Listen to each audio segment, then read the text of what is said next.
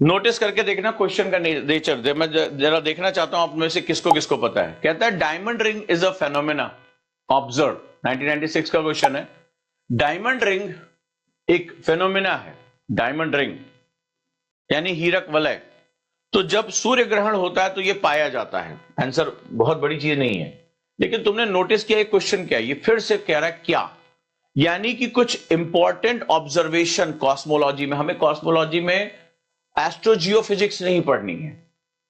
कई बार बहुत लंबा किताबों में दिया होता है, एस्ट्रोजियोफिजिक्स नहीं पढ़नी होती हमें। कॉस्मोलॉजी में उन ऑब्जेक्ट के बारे में ध्यान से देखना जो इंपॉर्टेंट हमारे लिए, जो भूगोल के नजरिए से, फिर से मैं कह रहा हूं, जो एटीट्यूड ऑफ ज्योग्राफी को जो है सेटिस्फाइड करते हैं। तो ज्योग्राफी क्या है? ज्योग्राफी मैंने बताया था that is a visual science, एक दृश्य विज्ञान है जहां पर हम चीजों को ऑब्जर्वेशन करते हैं, ये क्या है, कहां है, सिर्फ इसके बारे में जो हम इसको विजुअलाइज कर पा रहे हैं, हम उसके विज्ञान की तरफ नहीं जाते हैं। तो ये वो घटनाएं होती हैं जो एक आम इंसान, ठीक है, जो अपने जीवन में अनुभव करता है। उल्कापिंड गिरते रहते हैं, बातचीत चलती रहती है, हीरक वलय जो है सूर्य ग्रहण के समय दिखाई पड़ता है। तो पूछ रहा है डायमंड रिंग क्या है, यानी कि हीरक वलय क्या है। तो डायमंड रिंग के बारे में क्वेश्चन पूछ रहा है, इज अ फेनोमेना ऑब्जर्व। तो ये कब होगा? The start of the total solar Eclipse. अब सोलर इक्लिप्स क्या है, सूर्य ग्रहण क्या है? तो अगर सूर्य ग्रहण की बात आ रही है तो लूनर इक्लिप्स भी आएगी, आएगी, हाँ जी बिल्कुल।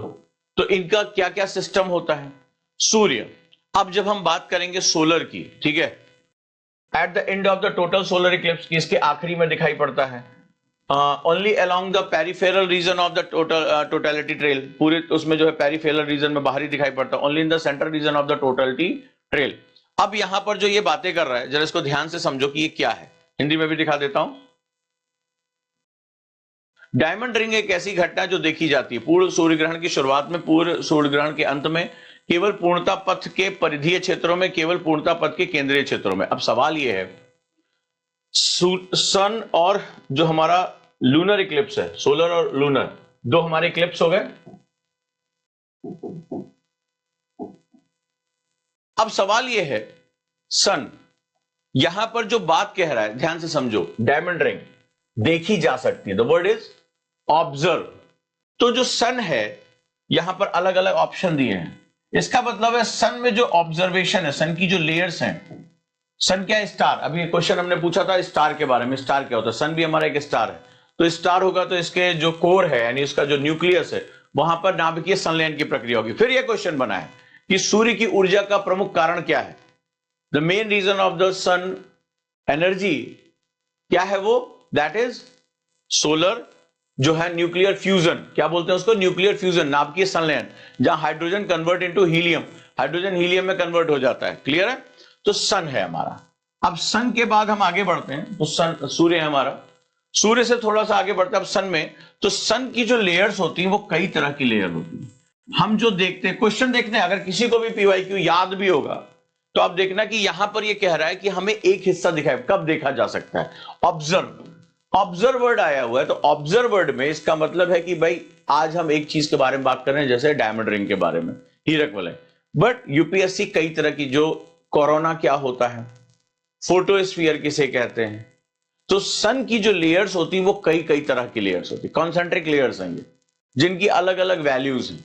फिर पूछा गया है सोलर फ्लेयर्स कहां होती हैं, डार्क स्पॉट्स कहां होते हैं, सौर धब्बे जिसे कहा जाता है, ये सभी यूपीएससी के क्वेश्चन है। यानी सन का जो ऑब्जर्वेशन है, जो सूर्य को देखने की हमारी क्षमता है, उस पर लगातार क्वेश्चन पूछे ही जाते हैं। क्लियर हुआ? तो इसका मतलब है कि अगर मैं इसको पढ़ते समय, नोट्स मैंने इसलिए सारी चीजें इसमें डाली हैं, एक एक पॉइंट को डाला है कि कब क्या दिखता है। यानी अगर हम इसके पूरे सेगमेंट को समझ लें कि जब हम सूर्य को देखते हैं तो कोई आग का गोला, जैसे हमें बचपन से बताया ना सूर्य आग का गोला है, तो उस आग का गोला हम नहीं देखते हैं। हम सूर्य का पूछा गया क्वेश्चन, हम सन का कौन सा हिस्सा देखते हैं? हमें सारे हिस्से नहीं दिखाई पड़ते। सन एक कॉन्सेंट्रिक लेयर में, जैसे पढ़ते होते ना, सन एक कॉन्सेंट्रिक लेयर का पार्ट है, तो इसके कोर में नाभिकीय संलयन न्यूक्लियर फ्यूजन होता है, लेकिन इसके अलग अलग पार्ट हमें अलग अलग समय पर दिखाई पड़ते हैं।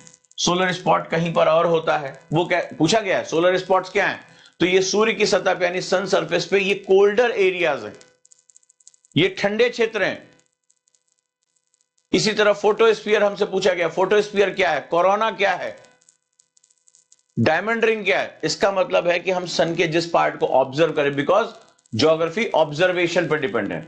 ज्योग्राफी का मैंने पहले पर्पस लास्ट क्लास में बताया था, ऑब्जर्वेशन करना। ये क्या है भाई, तो ये ऑब्जर्वेशन जब आप करेंगे तो हम अगर यहां पर इसकी चीजों को जान लें कि क्रोमोस्फीयर क्या है, फोटोस्फीयर क्या है, कोरोना क्या है, डायमंड रिंग क्या है, कोर क्या है, हो गया काम हमारा।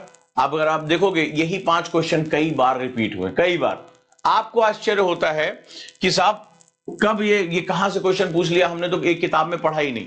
तो वो सब इसीलिए लेकर चला। वो कहते हैं कि हम क्वेश्चन पूछेंगे, बस तुम पूरी चीज जान लो। तुम्हारी नजर केवल सोलर इक्लिप्स पे है, हम इसी बेसिस पे लूनर इक्लिप्स पूछेंगे। भाई कौन किसके बीच में आ जाता है, चंद्रमा सूर्य के बीच में पृथ्वी आ गई, अर्थ आ गई, फलाना क्या हो रहा है, ये बार बार क्वेश्चन पूछेंगे। सो ये कोई बहुत बड़ी डील नहीं है। क्लियर हुआ, यस या नो? ऑब्जर्वेशन बढ़ाते जाओ अपनी।